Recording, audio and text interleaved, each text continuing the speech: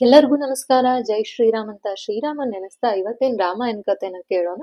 ನಿನ್ನೆ ದಿನ ನಾವು ನೋಡಿದ್ವಿ, ಅಷ್ಟು ದೊಡ್ಡದಾದ ಸಮುದ್ರದ ಮೇಲೆ 100 ಯೋಜನದಷ್ಟು ಸೇತುವೆನ ನಿರ್ಮಾಣ ಮಾಡಿ, ಅದು ಕೇವಲ 5 ದಿನಗಳಲ್ಲಿ ನಿರ್ಮಾಣ ಮಾಡಿ, ವಾನರು, ರಾಮ, ಲಕ್ಷ್ಮಣ, ಸುಗ್ರೀವ, ವಿಭೀಷಣ ಎಲ್ರೂ ಬಂದು ಲಂಕೆ ಹತ್ರ ಇರೋ ಸಮುದ್ರದ ತೀರದಲ್ಲಿ ಸೇರ್ತಾರಂತೆ.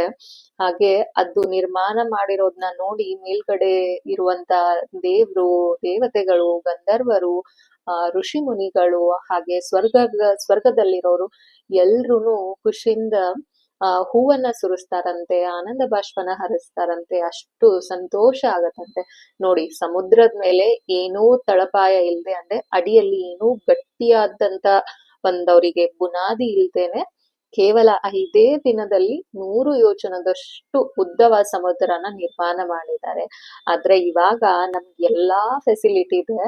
ಒಂದು ರೋಡ್ ರೆಡಿ ಮಾಡ್ಬೇಕಂದ್ರು ಮಿನಿಮಮ್ 5 ರಿಂದ 10 ವರ್ಷ ತಗೋತಾರೆ ಈಗಿನ ಕಾಲದಲ್ಲಿ. ಅಂದ್ರೆ ನಮ್ ಗೌರ್ಮೆಂಟ್ ಆ ರೀತಿ ಇದೆ.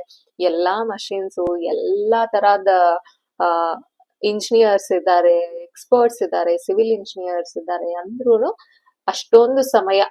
ಅವಾಗ ಅವರು ಸಮುದ್ರದ ಮೇಲೆ ಯಾರಿಗ್ ಕಟ್ಟಕ್ ಆಗತ್ತೆ? ಏನು ಬುನಾದಿ ಇಲ್ದೇನೆ ಹೆಂಗ್ ಕಟ್ಟಕ್ ಆಗತ್ತೆ? ಆ ರೀತಿ 5 ದಿನದಲ್ಲಿ ಕಟ್ಟಿದ್ದನ್ನ ನೋಡಿ ದೇವತೆಗಳೆಲ್ಲ ಖುಷಿ ಪಟ್ರಂತೆ. ಆದ್ರೆ ಶುಕ ಅನ್ನೋನು ಒಬ್ಬ ರಾವಣನ್ ಕಡೆದವನು.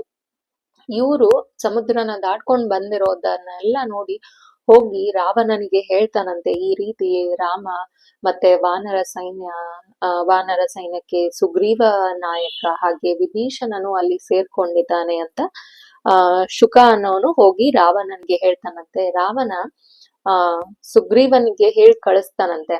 ಅಂದ್ರೆ ಆ ಗೂಢಾಚಾರಿ ಮುಖಾಂತರ ಹೋಗಿ ನೀನು ಸುಗ್ರೀವನ ಕಿವಿಯಲ್ಲಿ ಹೇಳು, ನೋಡು, ವಾನರಿಗಾಗ್ಲಿ ರಾಕ್ಷಸರಿಗಾಗ್ಲಿ ಯಾವುದೇ ರೀತಿಯಾದಂತ ಭಿನ್ನಾಭಿಪ್ರಾಯ, ಅಂದ್ರೆ ಒಂದು ಜಗಳ, ವೈಮನಸ್ಸು ಅದೇನೂ ಇಲ್ಲ. ರಾಮ ಅವನ ಹೆಂಡತಿನ ಕಳ್ಕೊಂಡಿದ್ದಾನೆ, ಅವನು ನನ್ ಜೊತೆ ಯುದ್ಧ ಮಾಡೋದು ಸರಿ. ರಾಮ ನಿನ್ನ ಸಹಾಯ ಕೇಳ್ಕೊಂಡಿದ್ದಾನಂದ್ರೆ ರಾಮನ ಶಕ್ತಿ ನಿನ್ಕಿಂತ ಕಡಿಮೆ ಇರೋದು. ಹಾಗಾಗಿ ನೀನು ನನ್ನಂತ ಪರಾಕ್ರಮಿಯೊಂದಿಗೆ ಸ್ನೇಹನ ಬೆಳೆಸ್ಬೇಕು, ದ್ವೇಷನಲ್ಲ. ಹಾಗೆ ರಾಕ್ಷಸರಿಗೂ ವಾನರಿಗೂ ಯಾವುದೇ ರೀತಿಯಾದಂತ ಜಗಳ ಆಗ್ಲಿ, ಮನಸ್ತಾಪಗಳಾಗ್ಲಿ ಇಲ್ಲ.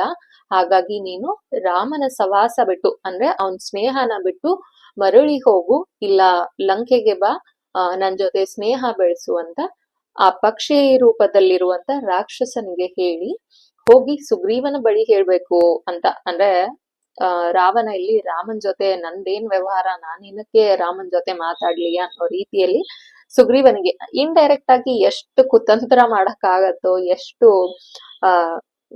ಕೆಟ್ಟದಾಗಿ ಯೋಚನೆ ಮಾಡಕ್ ಆಗತ್ತೆ ಅಷ್ಟು ಕೆಟ್ಟದಾಗಿ ಯೋಚನೆ ಮಾಡಿ ಅವನು ರಕ್ಷಿಸ್ಕೊಳ್ಳೋಕೆ ಒಂದು ಪ್ರಯತ್ನ ಪಡ್ತಿದ್ದಾನೆ ರಾವಣ.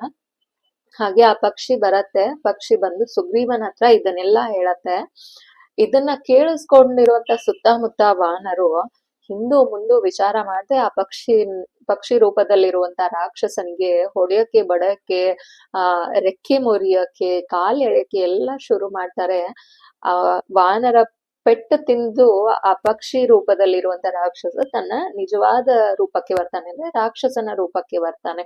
ಬಂದು ರಾಮ ರಾಮ ರಾಮ ಅಂತ ಕರೀತಾರಂತೆ. ಅಂದ್ರೆ ದೂತರ್ನ ಹೊಡೆಯೋದು ಬಡಿಯೋದು ಮಾಡೋ ಹಾಗಿಲ್ಲ. ಆದ್ರೆ ಈ ವಾನರ್ಗೆ ಅದೇನು ಅರ್ಥ ಆಗಲ್ಲ. ರಾಮನ್ ವಿರುದ್ಧ ಮಾತಾಡಿದ್ದಾರೆ, ನಾವು ರಾವಣನ ಜೊತೆ ಯುದ್ಧ ಮಾಡಕ್ ಬಂದಿದೀವಿ, ಇವನು ರಾವಣನ್ ಕಡೆದವನ, ಅಷ್ಟೇ ಹೊಡಿಬೇಕು ಅಷ್ಟೇ ಇವಾಗ ಅಂತ. ರಾಮ ಬಂದು ಹೇಳ್ತಾನಂತೆ, ಬಿಡ್ರಿ, ಏನಕ್ ಹೊಡಿತಿದ್ದೀರಾ, ಎಲ್ಲ ಬಿಡಿ ಅವನ ಅಂತ. ಅದಕ್ಕೆ ಬಿಟ್ಟ ತಕ್ಷಣ ಮತ್ತೆ ಮೇಲೆ ಚಂಗ್ ಅಂತ ಹಾರ್ತಾನಂತೆ ಆ ರಾಕ್ಷಸ. ಹಾರ್ಬಿಟ್ಟು ಸುಗ್ರೀವನ್ನ ಕೇಳ್ತಾನಂತೆ, ಈಗ ನಾನ್ ರಾವಣನ ಹತ್ರ ಹೋದ್ರೆ ಉತ್ತರ ಕೊಡ್ಬೇಕು, ನಿನ್ ಉತ್ತರ ಏನು ತಿಳಿಸು, ನಾನು ರಾವಣನಿಗೆ ಏನಂತ ಹೇಳಿ ತಿಳಿಸು ಅಂತ ಕೇಳ್ತಾನಂತೆ. ಸುಗ್ರೀವ ಹೇಳ್ತಾನಂತೆ, ರಾಮನ ಶತ್ರು ನನ್ನ ಶತ್ರು, ರಾಮನ ಮಿತ್ರ ನನ್ನ ಮಿತ್ರ. ರಾಮ ಎಲ್ಲಿರ್ತಾನೆ ಅದೇ ನನ್ ಜಾಗ.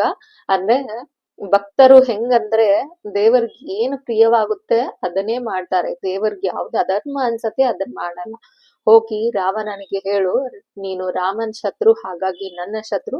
ನಿನ್ನ ಜೊತೆ ನಾನು ಯಾವತ್ತೂ ಸ್ನೇಹ ಆಗ್ಲಿ, ಅದೊಂದ ಮಿತ್ರ ಸಂಬಂಧ ಆಗ್ಲಿ, ಅದ್ ಯಾವ್ದೂನು ನಾನ್ ಬೆಳೆಸ್ಕೊಳಲ್ಲ. ಅಷ್ಟು ಧೈರ್ಯ ಇದ್ರೆ ಯುದ್ಧಕ್ ಬಾ ಅಂತ ಹೋಗಿ ಹೇಳು ಅಂತ ಸುಗ್ರೀವ ಹೇಳ್ತಿರ್ತಾನೆ. ಆದ್ರೆ ಆ ರಾಕ್ಷಸ ಏನ್ ಮಾಡ್ತಾನೆ, ಸುಗ್ರೀವ ಹೇಳ್ತಿರ್ಬೇಕಂದ್ರೆ ಸುಗ್ರೀವನ್ ಹತ್ರ ನೋಡ್ತಾನೂ ಇರಲ್ಲ, ಸುಗ್ರೀವನ್ ಮಾತನ್ನ ಕೇಳಿಸ್ಕೊತಾನೂ ಇರಲ್ಲ. ಮೇಲೆ ನಿಂತ್ಕೊಂಡು ಎಷ್ಟು ಜನ ವಾನರಿದ್ದಾರೆ ಅಂತ ಲೆಕ್ಕ ಹಾಕ್ತಿರ್ತಾನೆ. ಅಂದ್ರೆ 1 ಜನ, 2 ಜನ, 3 ಜನ, 4 ಜನ, 5 ಜನ, 6 ಜನ ಅಂತ ಹಿಂಗೆ ಲೆಕ್ಕ ಹಾಕ್ತಿರ್ತಾನೆ. ಈಗ ನಾವು ಯಾರ್ದಾರು ಜೊತೆ ಮಾತಾಡ್ತಿರ್ಬೇಕಂದ್ರೆ ಮುಖ ನೋಡ್ಕೊಂಡ್ ಮಾತಾಡ್ತೀವಿ, ಅವ್ರ ಕಣ್ಣಲ್ಲಿ ಕಣ್ಣಿಟ್ ಮಾತಾಡ್ತೀವಿ, ಅಥವಾ ಕೇಳಿಸ್ಕೊಳ್ಳೋ ತರ ರಿಪ್ಲೈ ಮಾಡ್ತೀವಿ. ಆದ್ರೆ ಇಲ್ಲಿ ಅವನು ಶುಕ ಅಲ್ಲಿರುವಂತ ವಾನರ ಸೈನ್ಯನ ಲೆಕ್ಕ ಹಾಕ್ತಿರ್ತಾನೆ. ಇದನ್ನ ಅಂಗದ ನೋಡ್ತಾನೆ. ಅಂಗದ ನೋಡಿದ ತಕ್ಷಣ ಚಂಗಂತ ಮೇಲೆ ಹಾರಿ ಮತ್ತೆ ಅವ್ನ್ ಕಾಲಿಟ್ಕೊಂಡು ಕೆಳಗೆ ಎಳ್ಕೊಂಡ್ ಬರ್ತಾನಂತೆ ಆ ರಾಕ್ಷಸನ. ಎಳ್ಕೊಂಡ್ ಬಂದು ಹೇಳ್ತಾನಂತೆ, ಇವನು ಇಲ್ಲಿ ಯಾವ್ದೇ ಸಂದೇಶನ ಹೇಳಕ್ ಬಂದಿಲ್ಲ, ನಮ್ ಸೈನ್ಯನ ಲೆಕ್ಕಾಚಾರ ಮಾಡ್ತಿದ್ದಾನೆ ಅಂತ ಮತ್ತೆ ಎಲ್ಲಾ ವಾನರು ಸೇರ್ಕೊಂಡು ಅವನ ಹೊಡೆಯಕ್ಕೆ ಬಡಿಯಕ್ಕೆ ಶುರು ಮಾಡ್ತಾರಂತೆ. ಮತ್ತೆ ಅವನು ರಾಮ ಬಂದು ಬಿಡಿಸ್ಕೊಂಡು ಮತ್ತೆ ಹೋಗಿ ರಾವಣನಿಗೆ ಸಂದೇಶ ಹೇಳ್ತಾನಂತೆ. ನೋಡು, ವಾನರ ಸಂಖ್ಯೆ ತುಂಬಾ ದೊಡ್ಡದಿದೆ, ಅದನ್ನ ಎನ್ಸಕ್ಕೂ ಆಗಲ್ಲ, ಅಷ್ಟು ದೊಡ್ಡ ವಾನರ ಸಂಖ್ಯೆ ಇದೆ. ಹಾಗೆ ಅವ್ರು ಯಾರ್ ಮಾತನ್ನು ಕೇಳಿಸ್ಕೊಳ್ಳಲ್ಲ. ಒಬ್ಬೊಬ್ರು ವಾನರು ನಿನ್ನಷ್ಟೇ ಬಲ ಇರೋರು, ಹಾಗೆ ನಿನ್ಗಿಂತ 100 ಪಟ್ಟು ಬಲ ಇರುವಂತ ವಾನರಿದ್ದಾರೆ. ಅಂದ್ರೆ ನೀನ್ ಒಬ್ಬ, ನಿನ್ನಂತವ್ನು 100 ಜನ ಸೇರಿದ್ರೆ ಎಷ್ಟು ಬಲ ಇರತ್ತೆ, ಅಷ್ಟು ಬಲ ಇರೋ ವಾನರಿದ್ದಾರೆ ಅವರು. ಹೋಗಿ ಸೀತೆನ ಒಪ್ಪಿಸ್ಬಿಡು ರಾಮನಿಗೆ. ನಾನಿವತ್ ಬದುಕಿ ಬಂದಿದ್ದೀನಿ ಅಂದ್ರೆ ಅದಕ್ಕೆ ರಾಮನೇ ಕಾರಣ, ರಾಮನೇ ಅವ್ರ ಕೈಯಿಂದ ಪೆಟ್ಟು ತಿನ್ನೋದನ್ನ ತಡೆದಿದ್ದಾನೆ. ರಾಮ ಹೇಳಿಲ್ಲ ಅಂದ್ರೆ ಅವ್ರು ನನ್ನ ಅಲ್ಲೇ ಕೊಂದ್ ಹಾಕ್ಬಿಡ್ತಿದ್ರು ಅಂತ ಹೇಳ್ತಾನೆ. ಇದನ್ ಕೇಳಿದ ತಕ್ಷಣ ರಾವಣನಿಗೆ ಕೋಪ ಬರತ್ತೆ. ಇವನಿಗೆ ಹೇಳಿರುವಂತ ಒಂದು ಕೆಲ್ಸನೂ ಇವನ್ ಸರಿಯಾಗಿ ಮಾಡಲ್ಲ ಅಂತ ಅವನ ಬೈದ್ಬಿಟ್ಟು ಕಳಿಸ್ತಾನೆ. ಆಮೇಲೆ ವಾನರ್ ಸೈನ್ಯ ಎಲ್ಲ ಸುವೇಲಾದಿ ಅನ್ನೋ ಜಾಗಕ್ಕೆ ಹೋಗಿ ಅಲ್ಲಿ ಬಿಡ್ತಾರೆ ವಾನರ್ ಸೈನ್ಯ ಎಲ್ಲ. ಮತ್ತೆ ಅವನು 2 ಗೂಢಾಚಾರಿಗಳನ್ನ ಕಳಿಸ್ತಾನೆ, ಸುಖ ಶಾರ್ದೂಲ ಅಂತ. ಆ 2 ಗೂಢಾಚಾರಿಗಳು ಮಂಗನ ವೇಷ ಅಂದ್ರೆ ಕಪಿ ವೇಷನೇ ಧರಿಸ್ಕೊಂಡ್ ಬಂದು ಕಪಿಗಳ ಸೈನ್ಯದಲ್ಲಿ ಸೇರ್ಕೋತಾರೆ. ಸೇರ್ಕೊಂಡ್ಬಿಟ್ಟು ಅವ್ರ ಶಕ್ತಿ ಏನು, ಎಷ್ಟು ಜನ ಇದ್ದಾರೆ ಅಂತ ಎಲ್ಲ ಲೆಕ್ಕಾಚಾರ ಮಾಡ್ತಿರ್ತಾನೆ. ಆದ್ರೆ ಕಪಿಗಳ್ಗೆ ಯಾರಿಗೂ ಗೊತ್ತಾಗಲ್ಲ, ಯಾಕಂದ್ರೆ ವೇಷ ಒಂದೇ ತರ ಇರತ್ತೆ. ಹಾಗೆ ಇವ್ರು ಯಾವ ರೀತಿ ಆಡ್ತಿರ್ತಾರೆ ಅವರು ಅದೇ ರೀತಿ ಆಡ್ತಿರ್ತಾರೆ. ಆದ್ರೆ ಇವ್ರನ್ನ ವಿಭೀಷಣ ಕಂಡು ಹಿಡಿತಾನೆ. ಅಂದ್ರೆ ಇವ್ರು ನಿಜವಾದ ಕಪಿಗಳಲ್ಲ, ಯಾಕಂದ್ರೆ ವಿಭೀಷಣ ರಾಕ್ಷಸ, ಅವನು ಹೆಂಗ್ ಬೇಕಂಗೆ ಅವನ ರೂಪನ ಬದಲಾಯಿಸ್ಕೋಬಹುದು. ಹಾಗಾಗಿ ವಿಭೀಷಣ ಕಂಡು ಹಿಡಿದು ಸುಗ್ರೀವನಿಗೆ ಹೇಳ್ತಾನಂತೆ, ನೋಡು ಸುಗ್ರೀವ, ಅವರಿಬ್ರು ರಾವಣನ ಗೂಢಾಚಾರಿಗಳು, ಅವರು ವಾನರಲ್ಲ, ಅವರು ರಾಕ್ಷಸರು, ಕಪಿ ವೇಷದಲ್ಲಿ ಅಂದ್ರೆ ವಾನರ ವೇಷದಲ್ಲಿ ಬಂದಿದ್ದಾರೆ ಅಂತ. ಸುಗ್ರೀವ ಅವ್ರನ್ನ ಹಿಡ್ಕೊಳಕ್ ಹೇಳ್ತಾನಂತೆ ಆ 2 ಗೂಢಾಚಾರಿಗಳನ್ನ. ಮತ್ತೆ ಕಪಿಗಳು ಆ 2 ಗೂಢಾಚಾರಿಗಳನ್ನ ಶುಕನ ಚೆನ್ನಾಗಿ ಹೊಡೆದು ಕಳ್ಸಿದ್ದಾರೆ. ಇವಾಗ ಸುಖ ಮತ್ತೆ ಶಾರ್ದೂಲ ಅವ್ರಿಬ್ಬರನ್ನು ಮತ್ತೆ ಹೊಡಿತಿದ್ದಾರೆ. ಅವರು ಯಾರ್ ಬಿಡಿಸ್ಕೊಳಕ್ ಸಾಧ್ಯ? ಯಾರು ಇಲ್ಲ ಅಲ್ಲಿ, ಎಲ್ರು ಕಪಿಗಳೇ. ರಾಮ ಲಕ್ಷ್ಮಣನ ಬಿಟ್ರೆ ಮನುಷ್ಯ ಯಾರು ಇಲ್ಲ ಅಲ್ಲಿ. ವಿಭೀಷಣ ರಾಕ್ಷಸ ವಂಶದವನು. ಹಾಗಾಗಿ ಮತ್ತೆ ರಾಮ ರಾಮ ಅಂತ ಕೂಗ್ತಾರಂತೆ. ರಾಮ ಬಂದು ಬಿಡಿ ಅವ್ರನ್ನ ಅಂತ ಹೇಳ್ತಾನೆ. ಹಾಗೆ ಕೇಳ್ತಾನೆ, ಏನಕ್ ಬಂದೆ ನೀನು ಅಂತ ಕೇಳ್ತಾನಂತೆ. ರಾವಣ ಹೇಳ್ ಕಳ್ಸಿದ್ದು ನಿಮ್ ಸೈನ್ಯ ಎಷ್ಟಿದೆ ನೋಡ್ಕೊಂಡ್ ಬಾ ಅಂತ. ರಾಮನಿಗೆ ಕೈ ಮುಗಿದು ಅಂದ್ರೆ ಶರಣಾಗ್ತಾರಂತೆ ರಾಮನಿಗೆ. ಯಾಕಂದ್ರೆ ಇಲ್ಲ ಅಂದ್ರೆ ಕಪಿಗಳು ಒಂದೇ ಏಟಿಗೆ ಅವ್ರನ್ನ ಸಾಯ್ಸಾಕ್ ಬಿಡ್ತಾರೆ, ಅಷ್ಟು ಶಕ್ತಿ ಇರುವಂತ ಕಪಿಗಳು. ಅದಕ್ಕೆ ರಾಮ ಹೇಳ್ತಾನಂತೆ, ನೋಡಿದ್ಯಾ ನನ್ ಸೈನ್ಯ ಎಷ್ಟಿದೆ ಅಂತ, ಲೆಕ್ಕ ಹಾಕಿದ್ಯಾ, ಒಬ್ಬೊಬ್ಬರ ಶಕ್ತಿ ಎಷ್ಟಿದೆ ಅಂತ ಗೊತ್ತಾ? ಇಲ್ಲ ನಿನ್ ಜೊತೆ ಸುಗ್ರೀವನ್ ಕಳಿಸ್ಕೊಡ್ಲಾ? ಸುಗ್ರೀವ ನಮ್ ಸೈನ್ಯನೆಲ್ಲ ನಿನಗೆ ಪರಿಚಯ ಮಾಡಿಸ್ತಾನೆ, ಹೋಗಿ ರಾವಣನಿಗೆ ಹೇಳು ಅಂತ. ನೋಡಿ, ಭಯ ಪಡೋನು ಹಿಂದೆಯಿಂದ ಕುತಂತ್ರ ಮಾಡಿ ಗೂಢಾಚಾರಿಗಳನ್ನ ಕಳಿಸಿ ಸೈನ್ಯನ ಲೆಕ್ಕ ಹಾಕೋದು, ಅಥವಾ ನಮ್ಮ ವಿರುದ್ಧ ಇರೋ ಸೈನ್ಯದ ಶಕ್ತಿ ಎಷ್ಟಿದೆ ಅಂತ ತಿಳ್ಕೊಳ್ಳೋದು. ಆದ್ರೆ ರಾಮ ಅವರು ನಮ್ ಶಕ್ತಿ ತಿಳ್ಕೊಳಕ್ ಬಂದಿದ್ದಾರೆ, ನಮ್ಮ ಸೈನ್ಯದ ಬಗ್ಗೆ ತಿಳ್ಕೊಳಕ್ ಬಂದಿದ್ದಾರೆ ಅಂತ ಗೊತ್ತಾದ್ರೂನು ಸುಗ್ರೀವನ್ನ ಕಳಿಸ್ಕೊಡ್ತೀನಿ, ನನ್ ಸೈನ್ಯದ ಪರಿಚಯ ಹಾಗೆ ಎಷ್ಟು ಜನ ಇದ್ದಾರೆ ಅಂತ ನಿನಗ್ ತಿಳಿಸ್ಕೊಡ್ತಾನೆ ಅಂತ. ಅದಕ್ಕೆ ದೇವರಿಗೂ ರಾಕ್ಷಸರಿಗೂ ಅಂದ್ರೆ ಒಳ್ಳೆಯವ್ರಿಗೂ ಕೆಟ್ಟವ್ರಿಗೂ ಇರುವಂತ ವ್ಯತ್ಯಾಸ.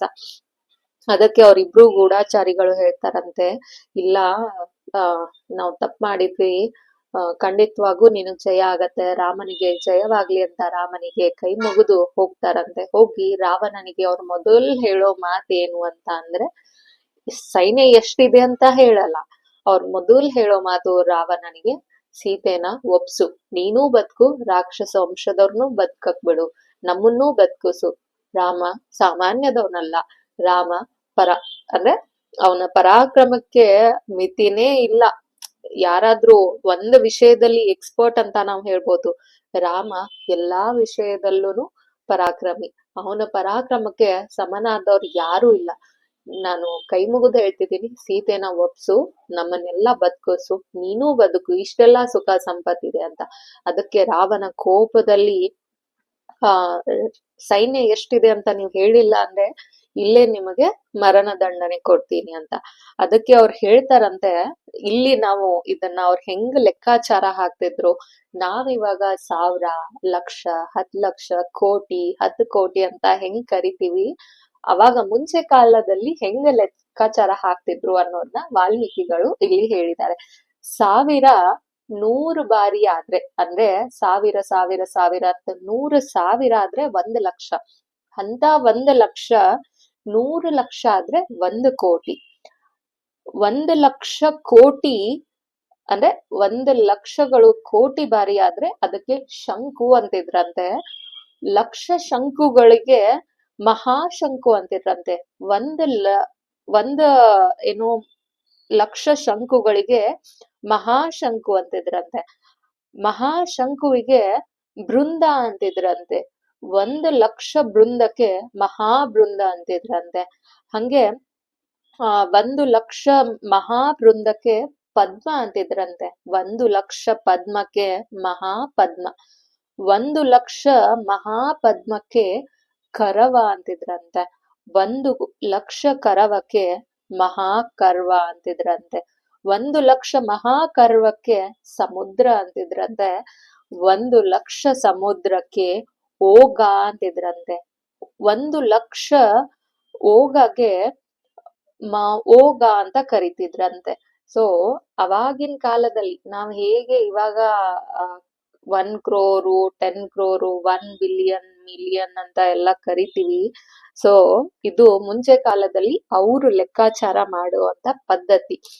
ಅದಕ್ಕೆ ಇಷ್ಟೆಲ್ಲಾನು ಸೇರ್ಸಿದ್ರೆ, ಅಂದ್ರೆ ಅಷ್ಟು ಜನ ಇದಾರಲ್ಲ, ಅಷ್ಟು ಎಲ್ಲಾನು ಕೂಡ್ಸಿದ್ರೆ ಇವಾಗ 10 ಜನ 20 ಜನ 30 ಜನ ಹಂಗೆ ಅಷ್ಟೆಲ್ಲಾನು 10 + 20 30 30 + 30 60 60 + 40 100 ಹಂಗೆ ಇಷ್ಟೆಲ್ಲಾ ಜನನ ಕೂಡ್ಸಿದ್ರೆ ಕೊನೆಯದಾಗಿ ಎಷ್ಟು ಬರತ್ತೆ ಅಷ್ಟು ಜನ ವಾನರಿದ್ದಾರೆ.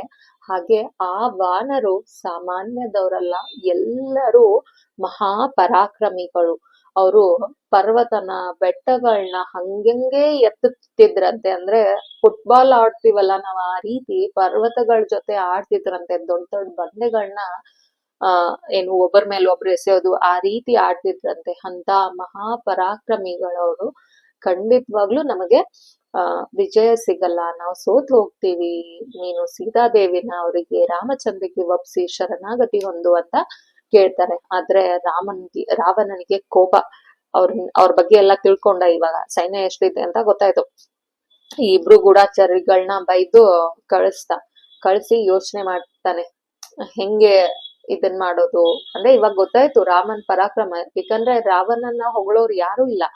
ವಿಭೀಷಣನು ಅವನ ಬಿಟ್ಟು ಹೋದ, ವಿಭೀಷಣನ್ ಮಾತು ಕೇಳಲಿಲ್ಲ. ಈಗ ಇವನ್ನ ಕಡೆದವ್ರೆ ಗೂಢಾಚಾರಿಗಳೇ ಹೋಗಿಬಿಟ್ಟು ರಾಮನ ಪರಾಕ್ರಮದ ಬಗ್ಗೆ ಹೇಳಿದ್ರೆ, ಅಂದ್ರೆ ಇವ್ರಿಗ್ ಗೊತ್ತಿರತ್ತೆ ರಾವಣನ್ ಜೊತೆ ಇರುವಂತ ಗೂಢಾಚಾರಿಗಳಿಗೆ ರಾವಣನ ಪರಾಕ್ರಮ ಗೊತ್ತಿರತ್ತೆ. ಅವ್ರು ಹೋಗಿ ರಾಮನ್ನ ನೋಡ್ಕೊಂಡ್ ಬಂದಿರ್ತಾರಂದ್ರೆ ರಾಮನ್ ಪರಾಕ್ರಮ ಇಬ್ಬರದೂನು ತೂಕಕ್ ಹಾಕಿದ್ರೆ ರಾಮನ್ ಪರಾಕ್ರಮನೇ ಅತಿಯಾಗಿದೆ, ಜಾಸ್ತಿ ಇದೆ ಅಂತ ಹೇಳ್ತಾರೆ. ಹಾಗಾಗಿ ಇಲ್ಲಿ ರಾವಣ ಖಂಡಿತವಾಗೂ ಸೋಲ್ತಾನೆ ಅಂತಾನೆ ಅದರ ಅರ್ಥ. ಅದಕ್ಕೆ ಈಗ ರಾವಣನಿಗೆ ಭಯ. ಇನ್ನೇನಿಲ್ಲ, ರಾಮ ಯುದ್ಧಕ್ಕೆ ಹೋದ್ರೆ ಸೀತೆನ ಏನು ನನ್ಗೆ ಏನು ಅನ್ಭವಿಸಕ್ ಆಗಲ್ಲ ಅನ್ನೋ ಕಾರಣಕ್ಕೆ ರಾವಣ ಮತ್ತೊಂದಿಷ್ಟು ಕುಗ್ಗೋಗ್ತಾನೆ, ಮನ್ಸಿಂದ ಕುಗ್ಗೋಗ್ತಾನೆ. ಅದನ್ನ ಮೇಲೆ ತೋರಿಸ್ಕೊಳ್ಳಲ್ಲ, ಭಯದಲ್ಲಿ ಕುಗ್ಗೋಗ್ತಾನೆ. ಸೊ ಇದಿಷ್ಟು ನಾನಿವತ್ತು ರಾಮಾಯಣದಲ್ಲಿ ಓದಿರುವಂತ ಕತೆ. ನಾಳೆ ದಿನ ಯಾವ ರೀತಿ ರಾಮ ಮತ್ತೆ ರಾವಣನಿಗೆ ಯುದ್ಧ ಆಗತ್ತೆ ಅಂತ ತಿಳ್ಕೊಳ್ಳೋಣ. ಎಲ್ಲರಿಗೂ ಒಳ್ಳೇದಾಗ್ಲಿ, ರಾಮನ ಆಶೀರ್ವಾದ ನಮ್ಮೆಲ್ಲರ ಮೇಲೆ ಇರ್ಲಿ. ಜೈ ಶ್ರೀರಾಮ್ ಅಂತ ಇವತ್ತಿನ ಎಪಿಸೋಡ್ ನ ಮುಗಿಸೋಣ. Thank you so much.